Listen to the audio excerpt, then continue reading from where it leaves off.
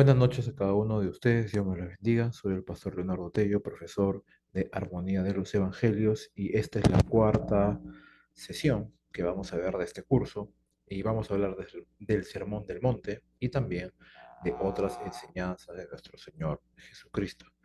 Nuevamente vuelvo a recalcar el hecho de poder tener el material a la mano y nuestras Biblias y poder pausar de cuando en cuando el video para tomar anotaciones de algunas cosas importantes que vamos a estar viendo aquí.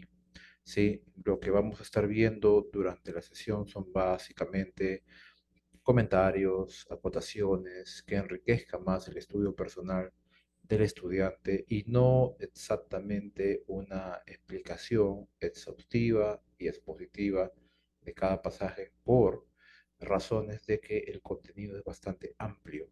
Así que, bueno, vamos a esta aventura y espero que usted tenga su manual, lápiz y papel y su Biblia al lado y haber orado para poder continuar con esta sesión.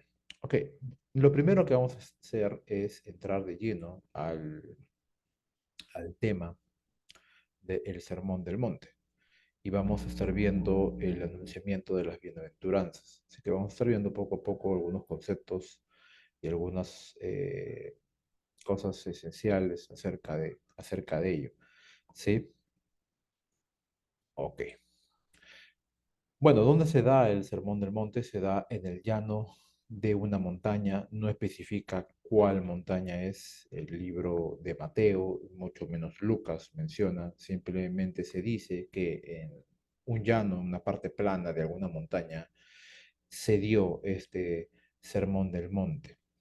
No se sabe exactamente dónde, pero lo que sí menciona la escritura es que se reunieron desde el sur, tanto en Jerusalén, que era parte de la región de Judea, como en el norte, las partes de las ciudades marítimas de Tiro y Sidón, que estaban cerca al mar. Eh, Lucas procura también indicarnos que la gente iba hacia el Señor porque entendía la multitud que de él emanaba poder, ¿sí? Así que consideraban al Señor poderoso o un maestro poderoso y de tal manera se acercaban a él para poder los enfermos ser sanados de alguna otra manera al tan solo tocarlos. Ok, cuando pensamos en el Sermón del Monte, tenemos que rescatar la idea de que el Sermón del Monte nos presenta un sistema de conducta que muestra la vida transformada del creyente y la forma en que debe de proceder en este mundo, ¿sí? Es una guía básicamente de cómo debe ser el actuar, el accionar, la vida de piedad del creyente en la edad presente. Sí, hay varios conceptos teológicos con respecto al Sermón del Monte, pero el más cercano, el más natural, que se desprende del texto cuando usted ve el capítulo 5, 6 y 7, es básicamente la idea que Jesús deja de cómo debiera ser el carácter del heredero del reino, ¿sí? No debe de entenderse como que estas cosas son necesarias para la salvación, porque se contradiciría gravemente con respecto a la salvación por la fe sin las obras, sino más bien debiéramos entender que el heredero del reino, aquel que ha creído, aquel que es discípulo de Cristo, manifiesta estas conductas que menciona básicamente Mateo 5, Mateo 6, Mateo 7, ¿no? Pero hay varias cositas que se van a estar viendo. Por ejemplo, en Mateo 6, el Señor va a darle la correcta interpretación a lo dicho en el Antiguo Testamento, a diferencia de los fariseos que lo que hacían era tergiversar las escrituras o replantear lo que el Antiguo Testamento decía de una manera equivocada. Bueno, vamos por partes. Las bienaventuranzas no son una lista de requerimientos para entrar en el reino, como yo lo había mencionado, sino más bien una lista que describe el carácter de los súbditos del reino y las recompensas prometidas, porque algo que vemos es siempre algo que el Señor dice y una recompensa que hay, sobre todo en los primeros versos del capítulo 5, ¿no? Algo que usted debe de tener en mente es que la palabra bienaventurados es la palabra griega Macarios, y esta palabra griega, según Evis Carballosa, manifiesta una felicidad profundamente espiritual que descansa de una relación profunda también con Dios a través de Cristo Jesús, ¿sí? Vuelvo otra vez a insistir que la idea del Sermón del Monte, sobre todo en los primeros versos del capítulo 5, es la actitud, la vida y básicamente el carácter de todo heredero del reino, que es consecuencia de una relación con Cristo Jesús, ¿no? De haberle seguido como un verdadero discípulo de él. Algunas cosas muy rápidas solamente para su estudio personal es cuando pensamos en pobres en espíritu. Ahí está, por eso le digo, sígame con la Biblia, usted vaya viendo las citas bíblicas y usted vaya pausando el video, porque cuando usted se va a encontrar con Mateo capítulo 5 se va a hablar de los pobres en espíritu. ¿A qué se refiere con esos pobres en espíritu? Aquellos que reconocen su bancarrota espiritual y que esa bancarrota espiritual a su vez produce una búsqueda de Dios. Por ejemplo, cuando se habla de bienaventurados los que lloran, se habla también de una lamentación por los pecados personales. No está hablando de una actitud patética, sino está hablando de aquellos que lloran por su miseria personal, ¿sí? Su miseria espiritual, personal, particular, ¿sí? No está hablando de aquellos que lloran por desgracia, sino lloran por su incapacidad de poder ser mejores para Dios.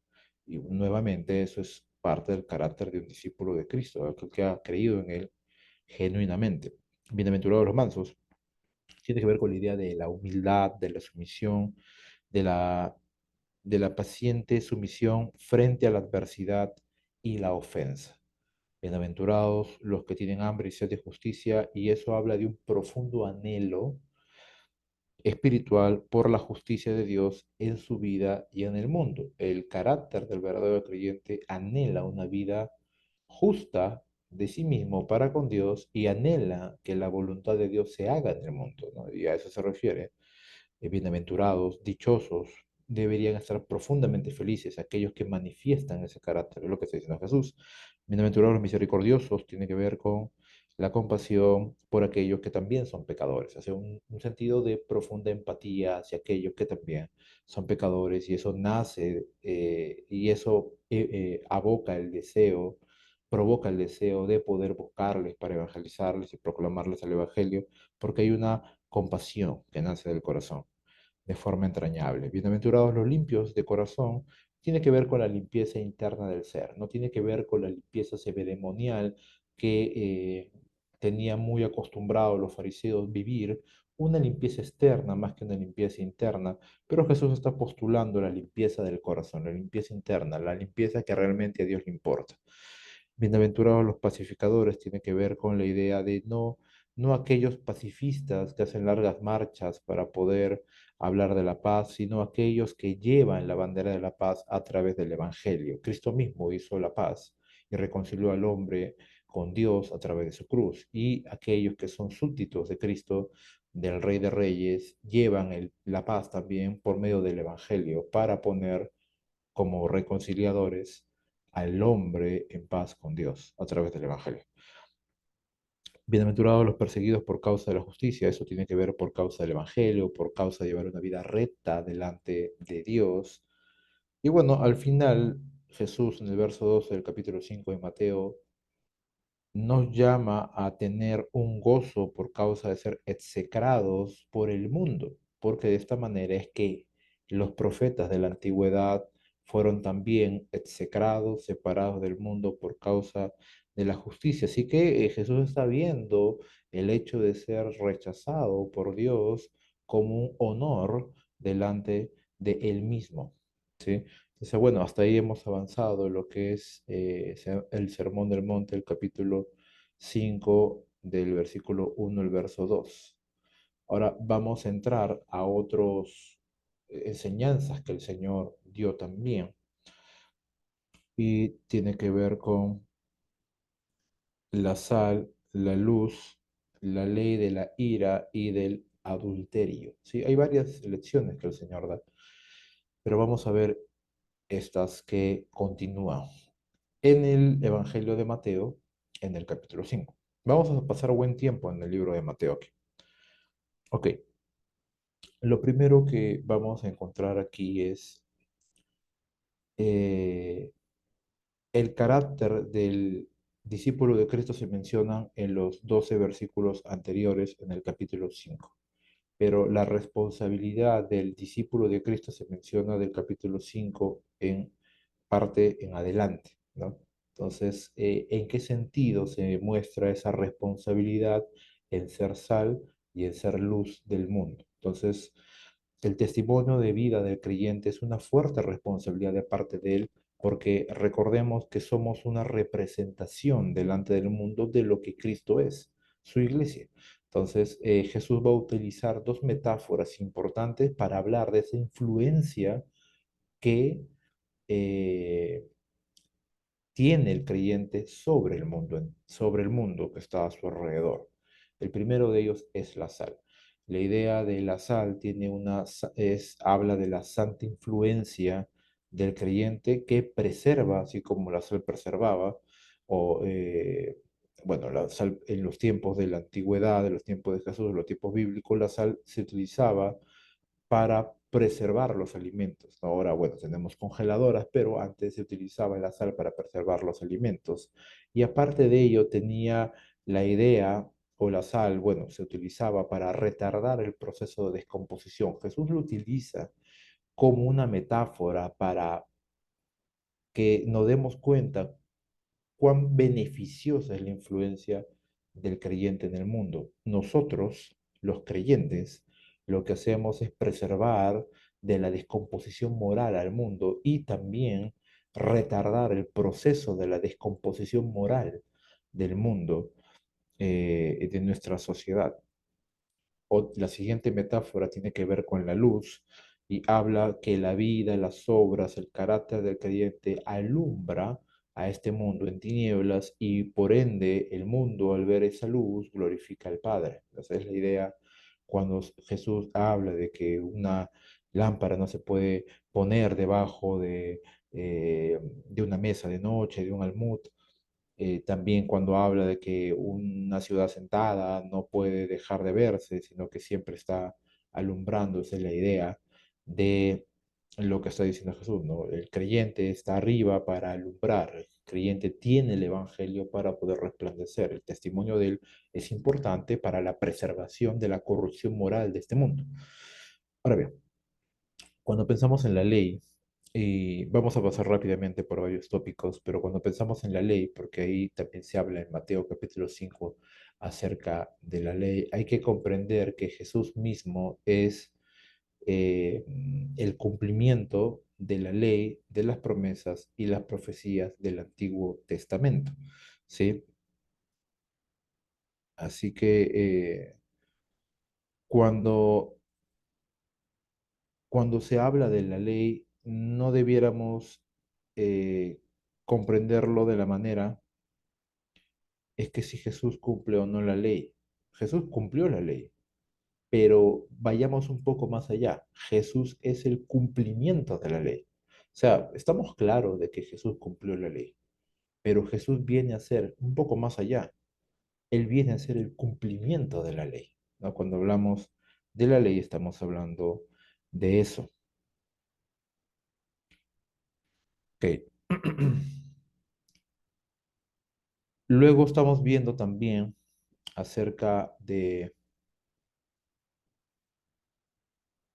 el punto 3 y hablamos acerca de la ira, después vamos a estar hablando también acerca del adulterio, pero quisiera que pudiéramos darnos un tiempo más para pensar en esto de la ley. Cuando cogemos nuestras Biblias en Mateo capítulo 5 verso 18 y vamos un momento allá para poder tener una comprensión mayor de esto.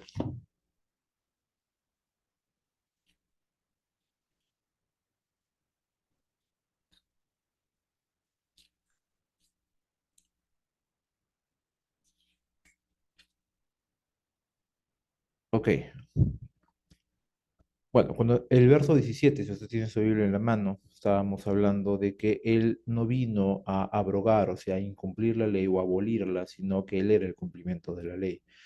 Esta parte es autoritativa, cuando él dice, porque de cierto os digo, que hasta que pasen el cielo y la tierra, ni una jota ni una tilde pasará de la ley hasta que todo se haya cumplido. El verso 18 tiene la idea de autoritativa e inspirada.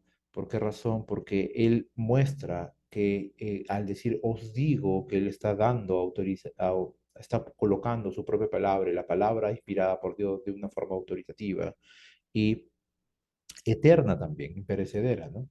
E inspirada por Dios mismo, ¿no? Él está certificando que la palabra de Dios, dicha en el Antiguo Testamento, la ley misma, tiene y guarda la inspiración de Dios. Y con esta mención o este énfasis que ni una jota ni una tilde pasará de la ley hasta que todo se haya cumplido, revela y exalta la eternidad de la palabra de Dios misma, de la ley. Entonces, hay que entender que Jesús, como se dice en algunos círculos, Jesús no vino a desplazar la ley para enseñar la doctrina, no, Él es el cumplimiento de la ley y Él hizo con la ley que tuviera el sentido correcto con la cual Dios la inspiró, ¿sí? Dios inspiró la ley. ¿Y por qué es importante decir esto? Porque lo que viene a continuación acerca de la ira, acerca del adulterio, lo va a detallar diciendo muy claramente, oíste que fue dicho, oíste que fue dicho, entonces Jesús dice, ok, ustedes saben lo que la ley dice, pero la interpretación de los fariseos es incorrecta. Yo les voy a decir cuál es la correcta interpretación de esa ley. Entonces, es importante pasar un tiempo meditando en esto para comprender luego lo que vamos a estar estudiando más adelante. Por eso me detuve a poder pensar un poco en esto. Es autoritativa, recuerde, es eterna, recuerde, es inspirada por Dios. Así que es de importancia poder pensar en esto. Luego usted va a ver la importancia y el carácter inseparable entre el hacer y el enseñar, a diferencia de los fariseos. El verso 19 dice muy claramente, de manera que cualquiera que quebrante uno de estos mandamientos muy pequeños y así enseña a los hombres, muy pequeños serán llamados en el reino de los cielos, mas cualquiera que los haga y los enseñe, dice, ese será grande en el reino de los cielos. Te vuelve a hacer perdón, Jesús hace la distinción entre hacer y enseñar, ¿no? Ellos, los fariseos, mandaban hacer cosas que ellos enseñaban, pero ellos mismos no cumplían con esos requerimientos y luego termina diciendo muy claramente que si la justicia de aquel que quiere entrar al reino no fuera mayor, dice que los de los fariseos no tiene parte, no tiene parte. Verso 20 dice, porque os digo que si vuestra justicia no fuera mayor que la de los escribas y fariseos, no entraréis al reino de los cielos. Entonces no hay forma. La justicia de los fariseos era una autojusticia, una justicia personal, una rectitud personal, que ellos habían labrado a cinceladas en su propia imagen, pero no era una justicia imputada por Dios. Entonces, Jesús va a dar a entender en todo lo que va a exponer de la ley y su correcta aplicación, que es necesario, por eso que el Sermón del Monte termina en tomar una decisión, ¿no? Y me estoy adelantando muchísimo, pero va a hablar acerca del árbol bueno, el árbol malo, los dos edificadores, del que edificó sobre la roca, el edificó sobre la arena. ¿Por qué razón? Porque va a terminar su largo sermón en una decisión. O optas por Cristo o sigues tratando de edificar una justicia personal como estos hombres y fracasar, ¿no? Entonces, esa es la idea. Ahora sí podemos entrar a lo que es la ira y el adulterio.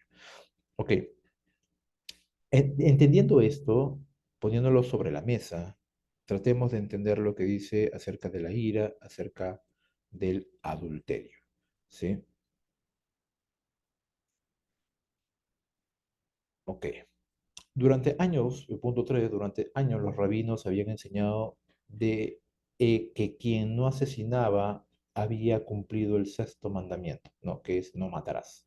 O sea, si tú no asesinabas a nadie, tú habías cumplido el sexto mandamiento. Pero Jesús va más profundamente a lo dicho por los rabinos, ¿no? El Señor profundiza en esto y dice que el problema es básicamente el corazón, ¿no?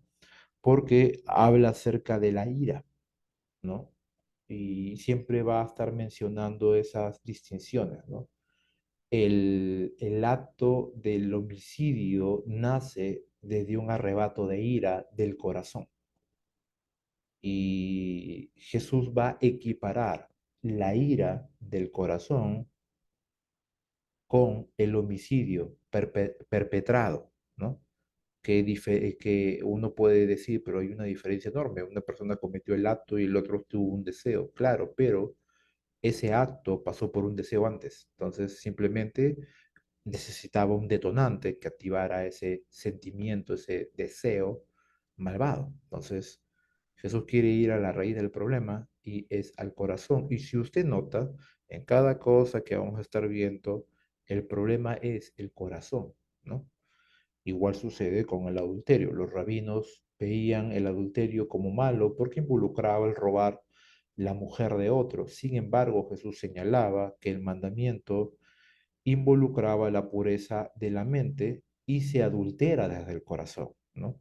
Por eso dice, oíste que fue dicho, versículo 27 de Mateo 5, dice, oíste que fue dicho, no cometerás adulterio, pero cualquiera que mira a una mujer para codiciarla, ya adulteró con ella en su corazón, dice. Entonces, nuevamente se menciona esto del corazón, ¿no? Usted lo puede equiparar con el verso 22 cuando dice, oíste que fue dicho, perdón, verso 21, viste que fue dicho a los antiguos, no matarás, pero cualquiera que matare, dice, será culpable de juicio, pero yo os digo, vuelvo otra vez a poner autoritativo la palabra de él, dice, que cualquiera que se enoje contra su hermano y le llame necio y le llame fatuo, dice, será expuesto al lago de fuego, dice. Entonces, nuevamente el principio elemental del corazón.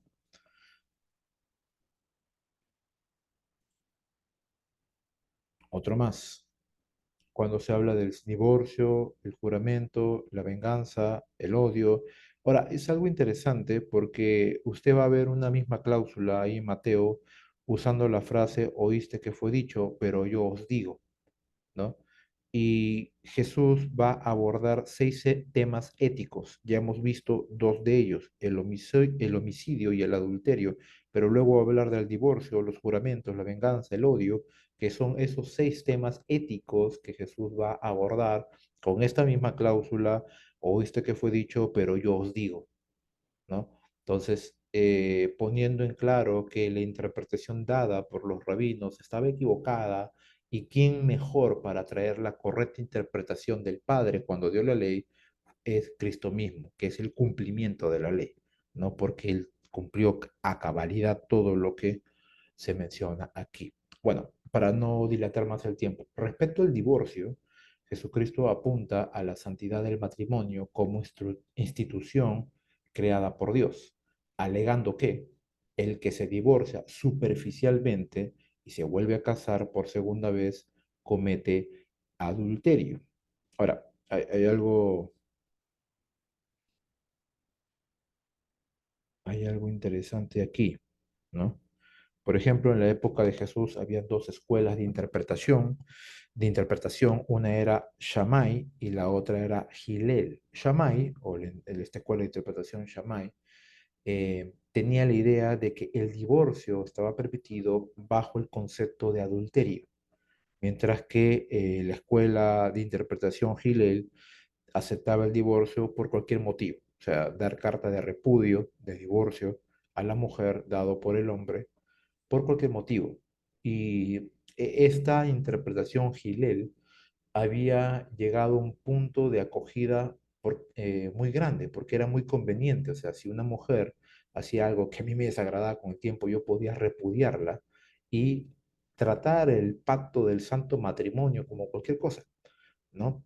Profanándolo así de esa manera y pudiendo cambiar de parejas todo el tiempo. Y eso es algo que estaba recrudeciendo mucho en los tiempos eh, en los tiempos de Jesús.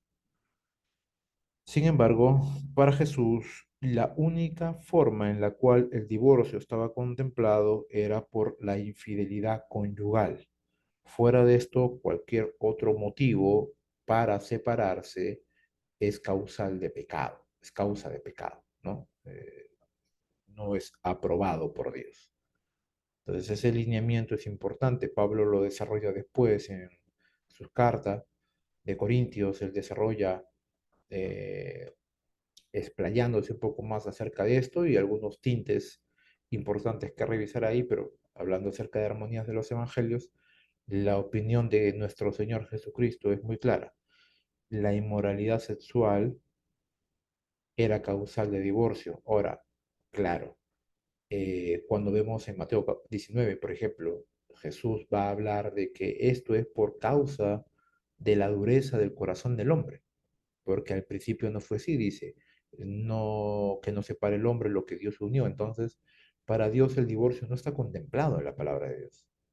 Y solamente podría darse, como ya por revelación divina Pablo lo puede exponer mejor, o mejor, no mejor, sino de forma más detallada, y es que el divorcio se puede contemplar si es que el compañero comete adulterio y no quiere resarcir su pecado y volver con la otra parte, sino simplemente abandona el hogar matrimonial, abandona al cónyuge y lo deja, ¿no? Prácticamente dando a entrever que es un crédulo más que ha abandonado la vida marital, ¿no? Entonces no le queda otra situación a la persona afectada que simplemente aceptar eso, ¿no? Pero si se cometiera adulterio, el creyente, la otra parte, está llamada a perdonar y obviamente, bueno, ya no es parte del tema, pero eso implicaría también una restauración y cosas así, ¿no? Bueno, viendo el tema del juramento. Para los judíos era algo cotidiano y natural el jurar. Sin embargo, había una mala interpretación de Levítico 19:12 que prohibía el juramento que no fuera dado por Jehová. Entonces, ¿qué hacían los judíos de aquel tiempo? Juraban por cualquier otra cosa, como lo va a decir aquí la misma palabra también. Ellos juraban por el cielo, juraban por la tierra, juraban por Jerusalén, juraban por su cabeza, juraban por todo, por cualquier cosa, no por Jehová, porque para el judío todo juramento dado a Jehová tenía que ser respetado y tenía que ser acatado y tenía que ser por ende cumplido. Entonces estos ladinos, estos vivos, lo que hacían era poder no jurar para Jehová para tener, sobre pretexto de poder engañar y poder faltar el juramento que se hacía y de alguna otra manera incumplirlo, ¿no? Entonces Jesús dice, no importa si tú juras, no juras por Jehová, pero si juras por Jerusalén, si juras por el cielo, si juras por la tierra, porque todo es de Dios, ¿no? Así no menciones el nombre de Dios, Dios ve el juramento como algo que se tiene que hacer, porque la rectitud de Dios nos demanda eso, ¿no? Y por eso es que Él dice muy claramente, así jures por el cielo, bueno, ese es el trono de Dios, tú juras por la tierra, es el estrado de sus pies, tú juras por Jerusalén, la ciudad del rey. Entonces, de alguna otra manera, acorralaba a los judíos de aquel tiempo eh, para poder dar esta gran enseñanza. Por eso dice el verso 37 del capítulo 5 de Mateo, tú sí seas sí, tú no seas no. Lo que es de mal procedes. Entonces es pecado igual, así no mencionas el nombre de Jehová, jurar algo y no cumplirlo, ¿no? Ok, eh, ¿qué más podemos ver? Acerca de la venganza, ¿no? Y aquí está cuando Jesús habla acerca del amor a los enemigos, en tu Reina Valera está ese encabezado en el verso 38. Dice, oíste que fue dicho ojo por ojo, diente por diente. Eh, ¿Y qué sucedía? Se aplicaba mucho la ley de talión, que es esta, ¿no? Ojo por ojo, diente por diente, pero ¿qué escondía eso detrás para el fariseo? Bueno, la cláusula para poder vengarse, ¿no? pero malinterpretaban esta ley dada por Dios a Moisés en el Éxodo, y básicamente esta ley era aplicada como una regulación para el sistema judicial de Israel de aquel entonces, y que todavía funcionaba en aquel momento en que Jesús estaba, pero no era parte de no debió haber sido parte de la práctica cotidiana del heredero del reino, de aquel que quiere seguir al Señor. Entonces, ¿cuál debía haber sido la actitud del, del creyente? Bueno, usted lo va a ver en el verso 39, en el verso 40, en el verso 41, en el verso 42, y básicamente los principios que se manejan ahí es, bueno, que el creyente debía de asumir los insultos, la renuncia a sus propios derechos, el ser servicial aún a los enemigos cuando se le pedía lleva una milla extra, el mostrar la generosidad, ¿no? Y no quiero detenerme mucho en esto, pero, por ejemplo, cuando se daba una bofetada, era un insulto gravísimo dentro de la cultura israelita, y el heredero del reino debía de asumir ese insulto, ¿no? Eh, Quitarle la túnica a alguien que era parte de su indumentaria era despojarle de algo que era su derecho. Entonces tenía que el heredero del reino, poniendo Jesús estas cuatro ilustraciones, mencionar que el carácter del heredero del reino es despojarse aún de lo que es suyo mismo. Cualquier soldado romano abusivo podía tomar a un civil y hacerle cargar su propio equipaje, y eso implicaba el llevar una milla extra, una carga que no era suya, ¿no? Pero el heredero del reino debía ser servicial aún para con los enemigos, y al que le pide darle, y el que toma de ti prestado no rehusarse, verso 42, mostraba que el creyente tiene que mostrar esa generosidad, ¿no? Entonces, la ley de la venganza no debía aplicarse en el heredero del reino, la ley de talión, sino más bien un corazón dócil como el Señor tenía. Terminando esta sección sobre el odio, ¿sí? Sobre el odio. Ok, vamos allá. Los fariseos habían extraído esto de amar al prójimo de Levítico 19:18, añadiéndole su toque personal, ¿no? El mensaje del Señor venía a ser el amar aún a los enemigos. Dice el verso 43, oíste que fue dicho, amarás a tu prójimo y aborrecerás a tu enemigo, pero yo os digo, dice, amad a vuestros enemigos, bendecid a los que maldicen, haced bien a los que aborrecen, llorad por los que os ultrajan y os bendicen. Entonces, nuevamente, la aplicación de esto estaba mal, ¿no? Y Jesús trae una correcta interpretación de ello. ¿Qué es lo que el creyente debía de hacer? Es bendecir en el habla, bendecir con actos de servicio, orar por otros. Esa es parte del carácter del heredero del reino.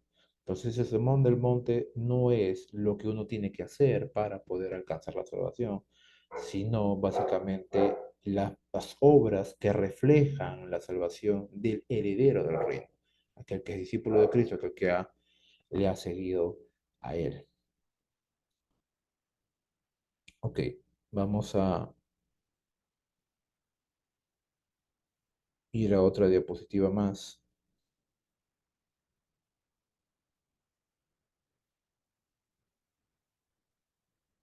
y con eso estaríamos culminando esta primera parte. Vamos a avanzar dos partes más y en el siguiente video estamos continuando con la enseñanza. Mateo capítulo 6, verso 1, vamos a hablar aquí, bueno, casi todo el capítulo 6, acerca de los necesitados, acerca de la oración, acerca del ayuno, acerca del dinero, ¿sí?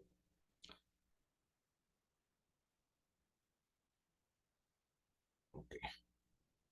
Lo primero que vamos a estar viendo aquí en esta sección es básicamente algo muy repetitivo, y es el hecho de poder ir en contra de la hipocresía, que se va a estar mencionando tanto en la oración, tanto en el ayuno, tanto en las ofrendas, ¿no? En esta parte de dar a los necesitados, ¿sí? Algo que el Señor Jesús les enseñó muy claramente y lo va a estar viendo en todo el capítulo 6 de Mateo, es justamente eso. A ver, un momentito, vamos allá.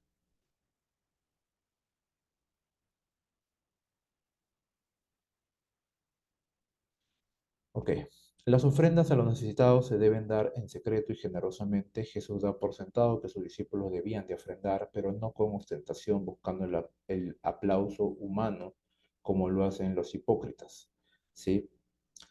Y esto, como les vuelvo a repetir, es algo muy repetitivo tanto en la oración y tanto en el ayuno. Respecto a la oración, Jesús también esperaba que sus discípulos orasen, pero lo que él condenaba era básicamente el formalismo religioso, así como él condenaba los actos extrovertidos de poder dar el dinero para que los demás puedan ver, ¿sí? Porque dice muy claramente el verso 1 del capítulo 6: guardaos de hacer vuestra justicia delante de los hombres para ser visto de ellos, dice. De otra manera no tendrás recompensa de vuestro Padre que está en los cielos, dice. Verso 2: cuando pues de limona no hagas tocar trompeta delante de ti. Entonces, nuevamente vemos que la actitud de los fariseos de aquel tiempo era poder hacer todo de alguna otra manera para llamar la atención sobre sí mismos, y eso es aplicable cuando oraban, cuando daban limosna y cuando daban ayuno. Este actitud hipócrita de poder hacer que otros vieran su espiritualidad y no hacerlo de corazón para Dios mismo. Entonces hasta ahí nos vamos a detener y vamos a con el siguiente video para terminar toda la lección.